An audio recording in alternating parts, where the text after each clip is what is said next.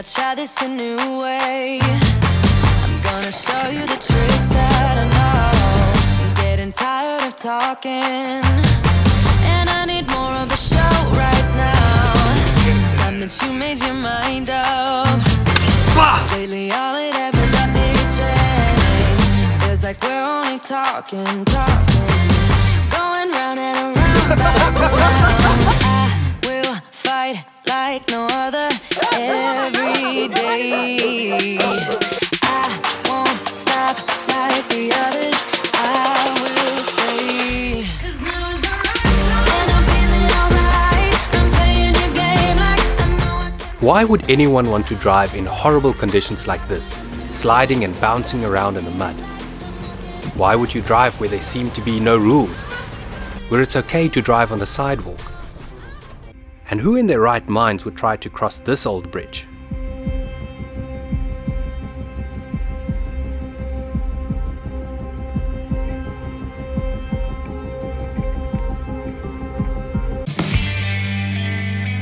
Well, we would. And the motivation was simple. On the other side of all those rough roads lie some of the most scenic reserves and parks in all of Africa. And the reason we embarked on this 15,000 kilometer road trip was so that we could explore these beautiful places and ultimately get to the Serengeti National Park in northern Tanzania. A place that I had dreamed of visiting ever since I first saw documentaries of the Great Migration and all the other animals that call this stunning wilderness area home. Choosing the right companion for a trip like this is paramount, someone that you're willing to spend a lot of time with in the car, and I knew that my good friend Hwange de Vet would be the perfect travel buddy. He loves to cook, he knows how to fix a car, and he's always game for a laugh.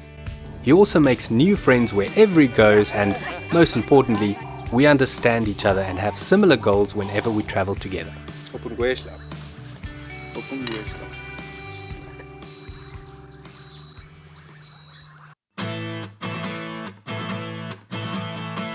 Another very important travel companion was my Toyota Hilux, the Hyena, who got this name because her backside was always a bit lower than her front. On a mega trip like this, you need a car that can safely get you to where you want to go and that has enough space for all your stuff. We put crates, wood, gas bottles and a toolbox on top and had more than enough space inside for all our camera gear. And the drive was comfortable enough to spend hours inside day after day for 70 consecutive days. The Hyena was part of our home on the road. She provided us with shelter when it got too hot or rainy and was a source of power and fresh water. She was as much part of the team as Hwange and I were. Our trip got off to a bit of a slow start. What you have to know about me and Hwange is that we love big cats, and for the first week in the Makgadikgadi Pans and Hwange National Park, we tracked lions almost every day but just couldn't find them. Every morning there would be fresh tracks around our camps, but no lions. Despite our best efforts and no lack of commitment, we always seemed to be one step behind them, driving in circles. The truth is, we were starting to get a little frustrated, wondering whether it was a bad idea driving through the Serengeti during the rainy season when game viewing can get very tough. Yep. And then our luck changed. Yeah! Someone at Hwange's main camp told us about a lion sighting nearby. There was a whole pride of them, and some of the cubs and sub-adults even climbed into a tree that had fallen over slightly, making for some fantastic photo opportunities.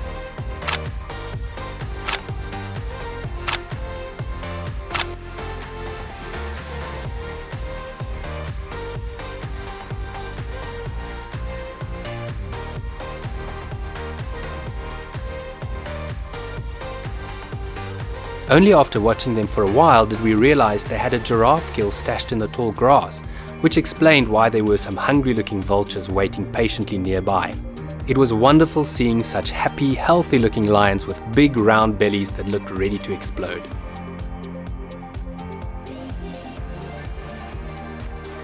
We couldn't have asked for a better first predator sighting on the trip and couldn't wait to see what else the next 9 weeks had in store for us. It was time to leave Hwange, so after filling the Hyena's tank we headed north towards our next destination in northwestern Zimbabwe, Lake Kariba. Although we were always looking for big cats, we also appreciated the other creatures we came across, like this massive flap-necked chameleon.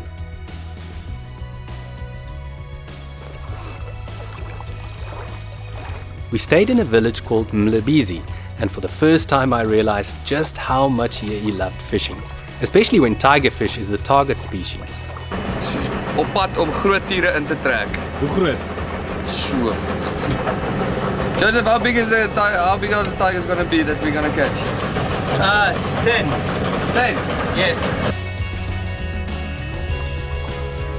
He and our guide Joseph carefully selected lures and the ideal fishing spots, and finally Yei was in his element. Joseph was the first to catch something, albeit not a tigerfish. What have you caught there? It's a brand. Your first one, eh? Yes, my first one. And then Yei got a bite. Nice, nice, nice. Oh yes. Yes, please. Lyk al bietjie beter. Ja.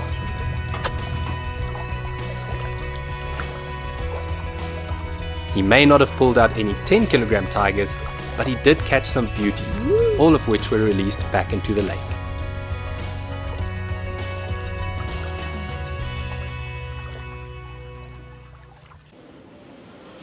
En route to Victoria Falls, we decided to get some exercise. Soccer is just as popular in Africa as it is in the rest of the world, so we thought what better way to make friends on our trip than to bring along 30 soccer balls and take one out whenever we met a group of people that looked keen to play.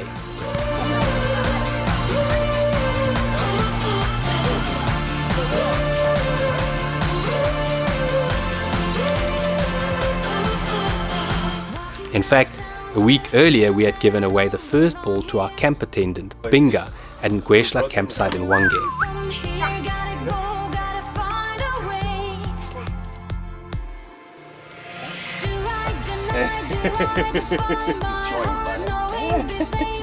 His two boys had never seen a soccer ball in their lives, and it took a little while to show them exactly what to do with it.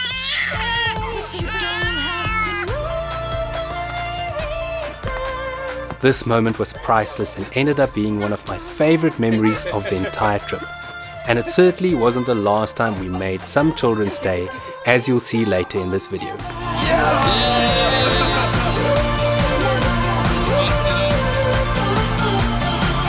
One of the most exciting things we did on this trip was tackling the whitewater rapids on the mighty Zambezi River.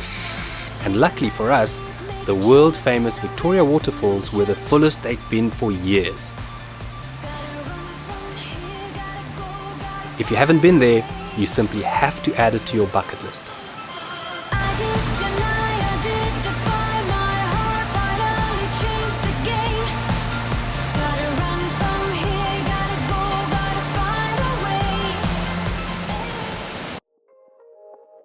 The time had come to cross Zambia on the pothole-ridden Great North Road. We were 15 days into our trip, and at the end of a long muddy road waited one of the nicest surprises on our long drive to the Serengeti. Kapisha Hot Springs is in the middle of nowhere, and it's a haven for overlanders. At the end of a little path at the edge of camp was something we enjoyed so much, we decided to stay 2 extra nights. A spring with crystal clear water that's 40 degrees Celsius all year round, making it the perfect place for 2 weary travelers to chill out and recuperate before heading into Tanzania.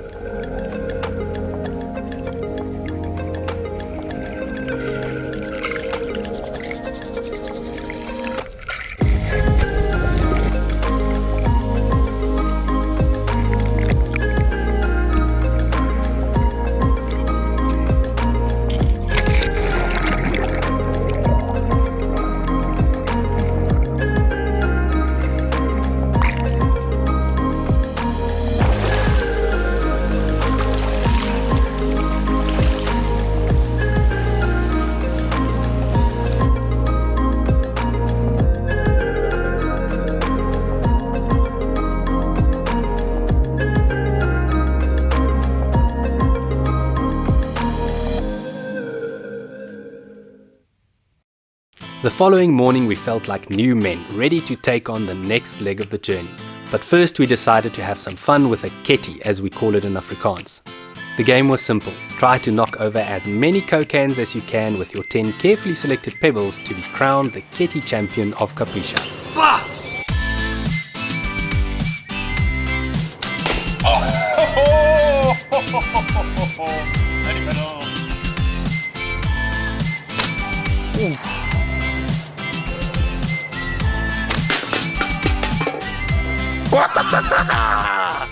I'm sure the main reason we were able to survive so many days sharing a tent and a car is because we had fun.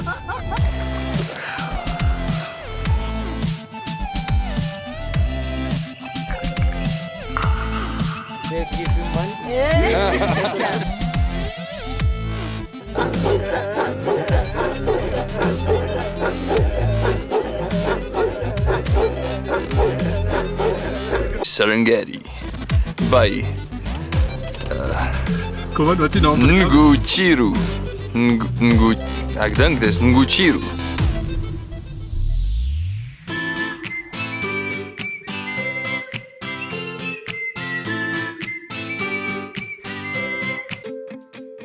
We left Kapisha Hot Springs and crossed into Tanzania through one of Africa's worst border posts, Tunduma. Ahead of us lay a grueling 1,000-kilometer journey past hundreds of buses and over some very shaky bridges that you wouldn't even want to walk over, let alone drive over with a heavy vehicle.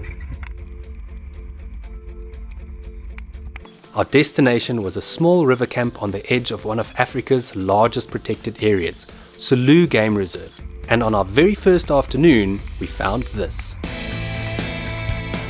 A young male lion walking in the road. And luckily for us, the GoPro was rolling on the front of the hyena, allowing us to capture this awesome footage of him trotting along in front of us. And that's when we realized that he wasn't alone.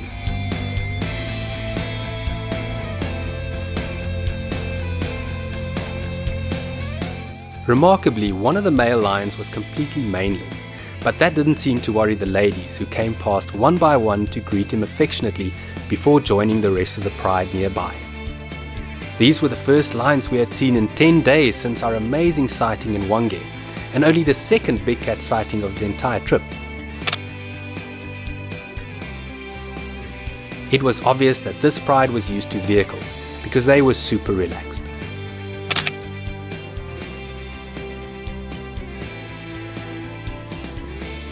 And it seemed like our luck was only just starting, because the following morning we found a male and female walking on a beautiful open plain before lying down for a rest. And around the corner there was another male, perhaps the first one's brother, feasting on a buffalo carcass. Because you're allowed to drive off-road in Selous, we were able to park right next to him, giving us fantastic photographic opportunities as he chomped away at what was left of the young buffalo.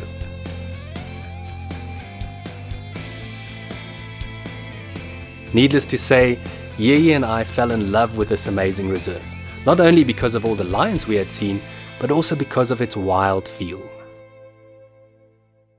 The following morning, Yeye had a problem.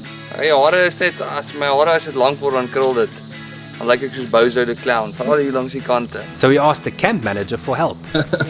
Kayanda is campmaster / local barber.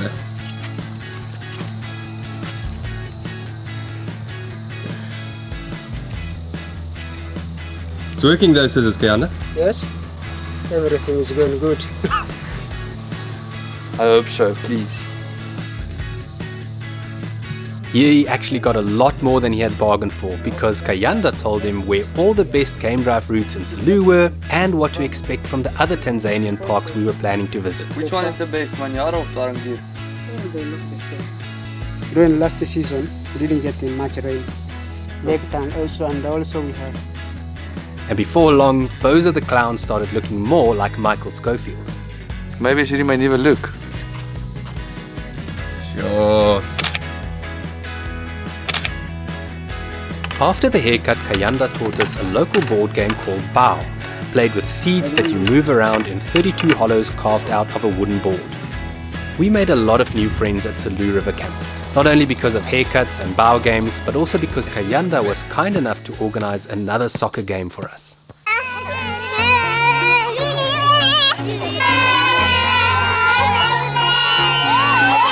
Yeye and I had some camp staff and their friends on our side, and this time we were playing the first team of a local school in the nearby village. We warmed up while we waited for recess to start and knew that beating the kids would not be a walk in the park. The school player are very good, but also we will play. We will just put our power to make sure that we are going to win. Charles, what do you think is going to happen, eh? Yeah, nice. It's good. Yeah, we're gonna win that match. We're going to win it, eh? Yeah, why not?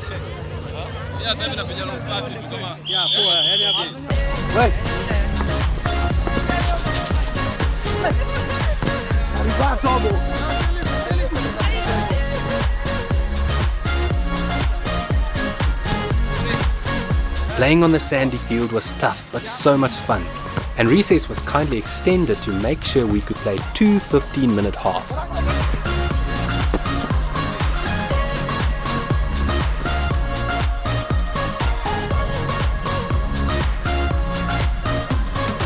The match attracted a large crowd of supporters, mostly supporting the schoolboys.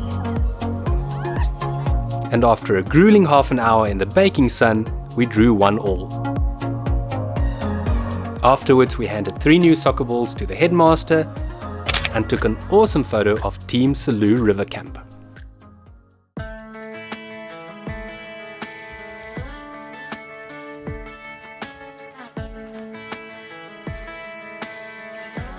It wasn't easy to leave this amazing place. The 5 nights here had been the most we had spent at any place so far, and we just couldn't get enough of this incredible reserve. But we were 23 days into our trip and it was time to carry on, as we still had a long way to go before we reached the Serengeti. But before we headed for Tanzania's Northern Safari Circle, we decided to chill at a small beach camp just outside Dar es Salaam for 2 days so that we could spend a few nights sleeping on proper mattresses and swap our cameras for some pool cues for a change.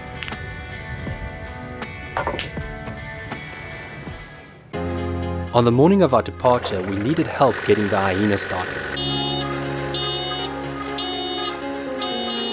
We also got stuck in Dar es Salaam's traffic for hours and then had a grueling 9-hour drive to the town of Moshi, where things got worse.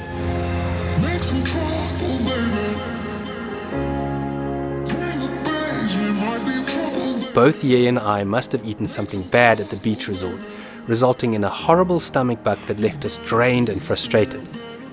And to top things off, Mount Kilimanjaro was covered in clouds and the hyena still wouldn't start.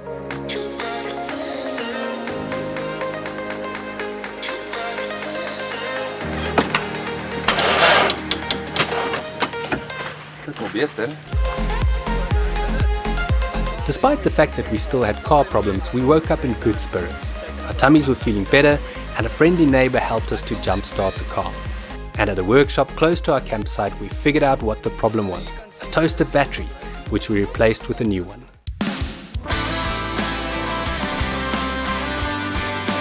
It was day 29 and the start of our 2-week-long adventure in northern Tanzania. But on the way to Tarangire National Park, we hit a very muddy patch.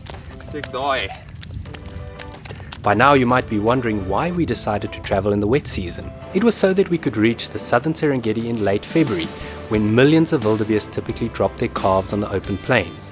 That meant driving in some challenging conditions along the way, but we enjoyed every second of it. I checked the hyena's tire pressure and then we tackled the muddy sections one by one, making sure to stay in the tracks and to keep momentum until we hit harder ground on the other side.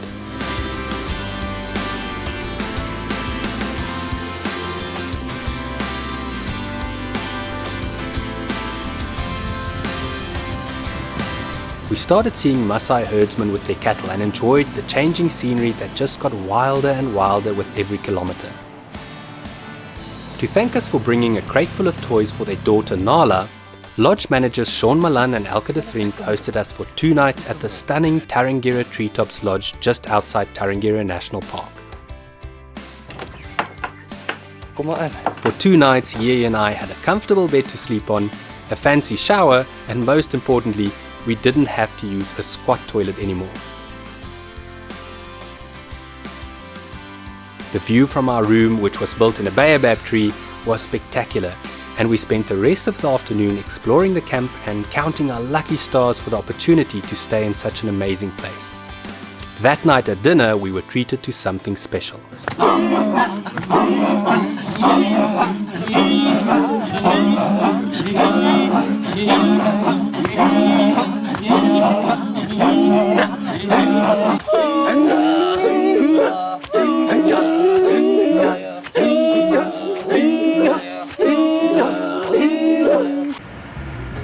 Because we enjoyed the Maasai chanting so much the previous evening, Sean was kind enough to organize a visit to a local Maasai village, and what made it so special was the fact that it wasn't commercial at all. We were shown what the inside of their tiny little huts look like, how they milk their precious cows, and what they store the milk in. And of course we brought them some soccer balls as well. It was just wonderful to learn more about the Maasai's fascinating culture and to take some photographs of these beautiful people and their colorful outfits.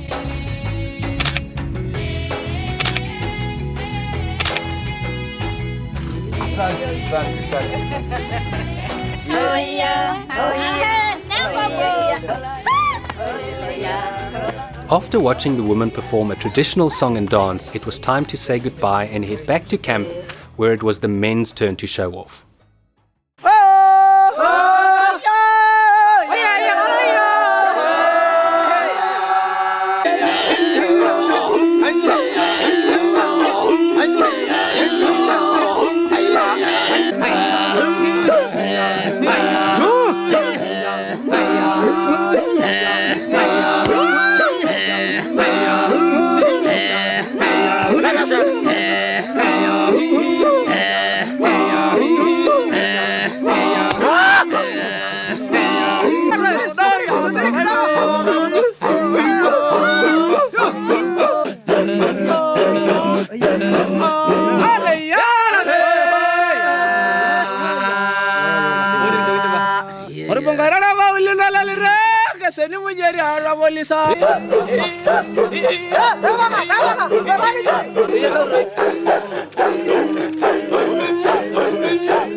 Before putting us into a complete trance, the Maasai men challenged us to try as well. Dit mag ook embarrassing wees.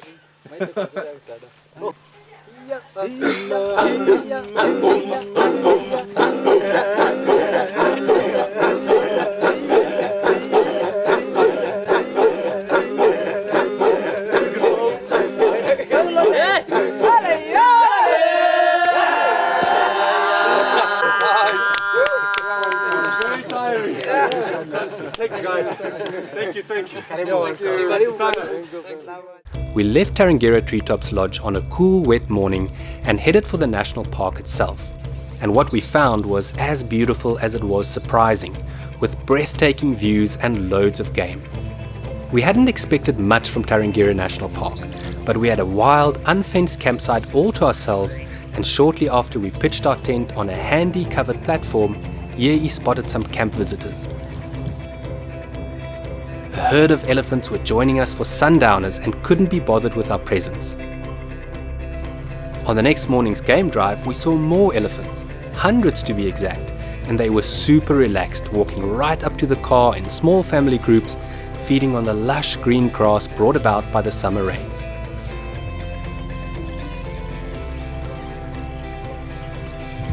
We also spent time with some smaller creatures, like a cheeky family of banded mongooses and a troop of yellow baboons grooming each other in the early morning sunlight.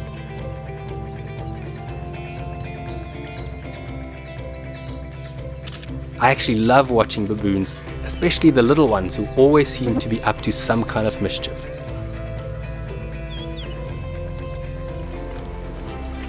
The moment we had been dreaming of for years was just a day away, so we packed our hina and headed north on the home stretch to the Serengeti National Park, and spent the night at a campsite called Simba A at the edge of the Ngorongoro crater. Every kilometer we had driven up to that point had been worth it.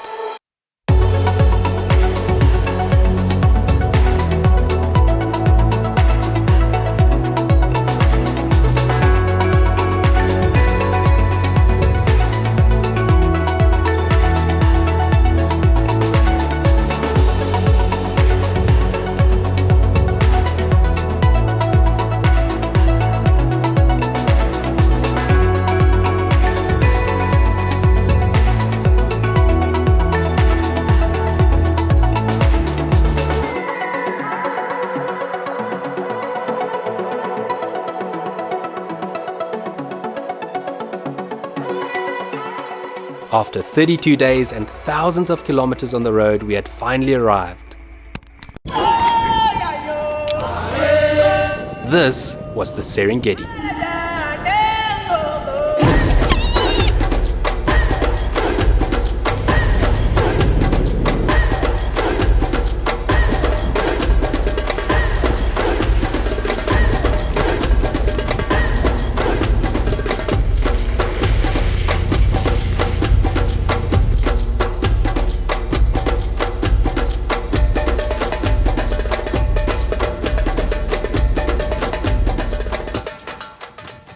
We had arrived in the Serengeti expecting to see the Great Migration moving through the vast southern plains, but because of the late rains that year, there were no wildebeest to be seen. They had not yet dropped their calves as we had hoped, and were apparently searching for greener pastures elsewhere in the park. But we knew the Serengeti had more to offer, so we headed to the Serenera area where we camped at a public campsite called Ngachiro, and boy was it wild.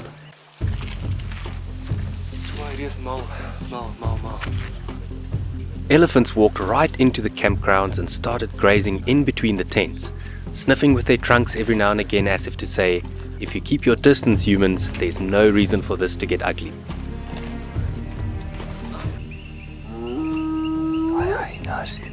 And at night, the camp was ruled by marauding spotted hyenas whose calls sent shivers down your spine.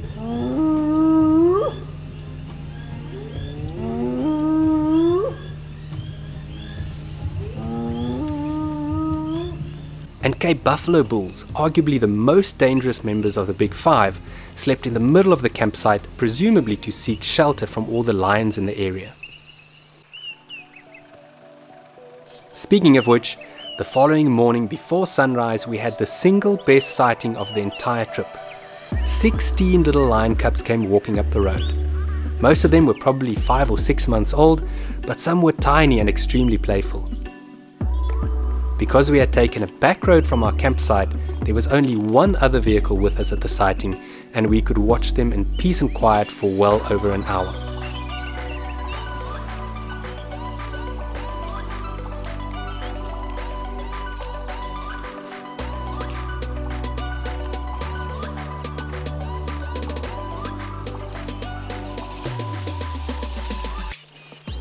The strangest thing was the fact that there were no adults around.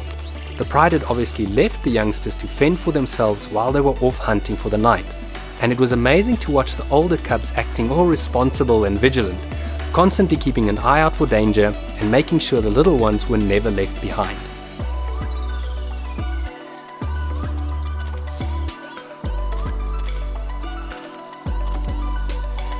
As the morning progressed, it became clear that 1 or 2 of the older cubs were leading the rest to a nearby outcrop, where they all had enough shelter from the sun and other predators until their parents returned.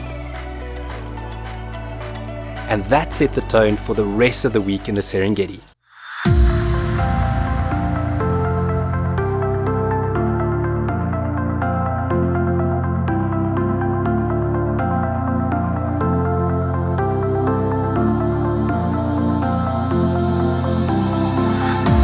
I thought I saw a light when you passed me by. The reason why I shine, you're the reason why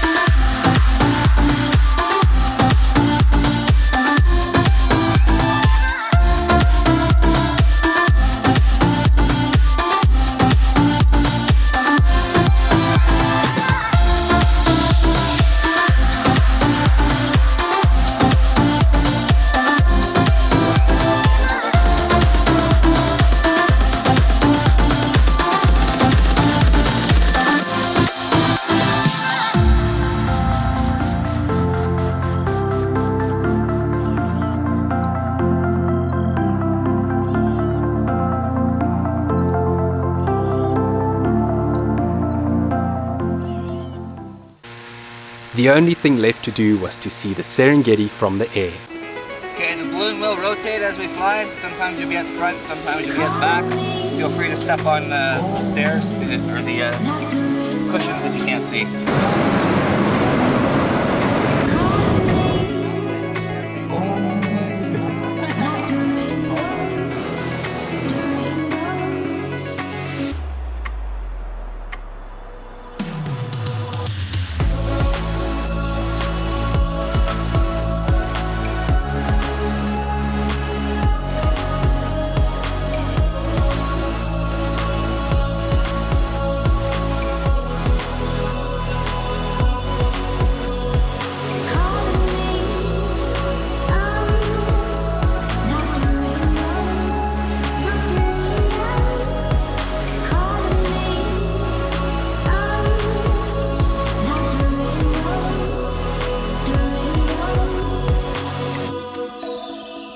The hot air balloon ride was one of the best experiences of my life, and it gave us an opportunity to reflect on all the amazing things we had seen and done over the past 5 weeks.